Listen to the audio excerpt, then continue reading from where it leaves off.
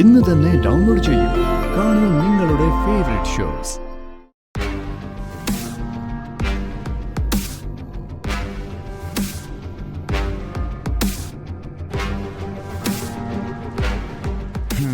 ഹരിതേ, നീ ഒരു കുഞ്ഞിനെ പ്രസവിക്കുമ്പോ അതിന്റെ നൂലുകെട്ടിന് സ്വന്തം തന്തയെ ജാമ്യത്തിലിറക്കേണ്ടി വരുന്നൊരു ഗതികേട് അത് പാടില്ലല്ലോ. അതുകൊണ്ട് മാധവനാർക്ക് കൊടുക്കാനുള്ള ലക്ഷങ്ങളുടെ കടം ഞാൻ തന്നെ തീർത്തുകൊള്ളാം. എന്ന് പറയുന്നു.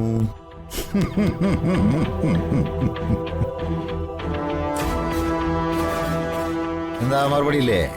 നിനക്കെന്താ കരുണാകരാ, ഭ്രാന്ത് പിടിച്ചോ? കണ്ണി കണ്ടവന്റെ അടുക്കളയെല്ലാം കൂടെ നീ ഏറ്റെടുക്കുന്ന എന്തിനാ?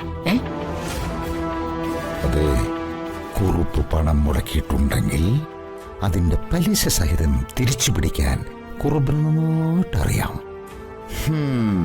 ചേച്ചി, എന്റെ മോൾക്ക് ഇനി ഇതിന്റെ പേരിൽ ടെൻഷൻ കയറി അത് കുഞ്ഞിന്റെ ആരോഗ്യത്തെ ബാധിക്കാൻ പാടില്ല.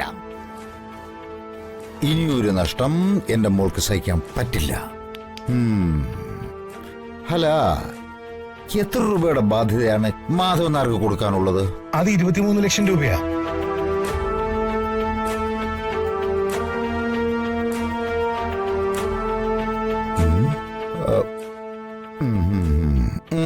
എടാ ജിതേന്ദ്ര, നാളെ തന്നെ ഈ എമൗണ്ട് ട്രാൻസ്ഫർ ചെയ്യാനുള്ള സംവിധാനം ഉണ്ടാക്കുക. ഓക്കെ അച്ഛാ.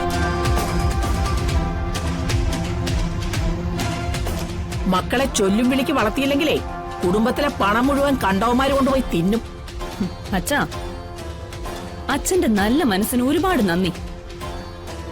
ഒരാവശ്യം വന്നപ്പോ അച്ഛൻ മനോജിനെ സഹായിക്കാൻ തയ്യാറായല്ലോ. പക്ഷെ അച്ഛൻ പണം കൊടുത്ത് എന്റെ ഭർത്താവ് ആ ബാധ്യത തീർക്കുന്നില്ല. അത് തീർക്കാനുള്ള ഉത്തരവാദിത്വം മനോജ് സ്വയം ഏറ്റെടുക്കണം.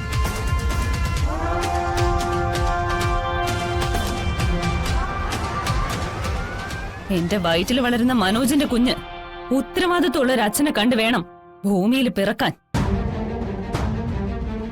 വയറ്റിൽ ഒരു കുഞ്ഞ് വളരുന്നു എന്ന തോന്നൽ വന്നപ്പോഴാ മനോജിന്റെ അച്ഛന്റെ അമ്മയുടെയൊക്കെ ഭാഗമായിരുന്നു ശരിയെന്ന് എനിക്ക് മനസ്സിലായത്.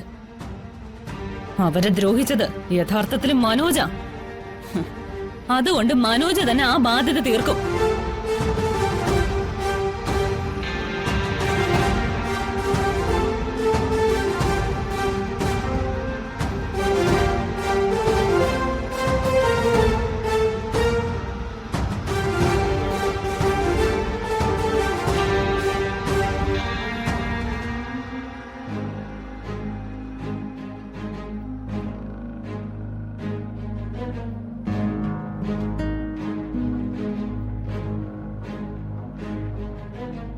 അളിയാ, എന്റെ മനോജെ, ഈ നിമിഷം വരെ ഈ കുടുംബത്തിൽ യാതൊരു വിലയും ഇല്ലാതിരുന്നത് ഞാനായിരുന്നു എന്റെ ഒരു വിശ്വാസം. പക്ഷേ എന്നെക്കാളും വിലയില്ലാത്ത ഒരാളായിട്ട് അളിയൻ വന്ന് കയറിയപ്പോ മനസ്സിന് എന്തൊരു സുഖം. അളിയാ, മനോജെ, കൺഗ്രാറ്റുലേഷൻസ്. മാനത്തെ കൊട്ടാരം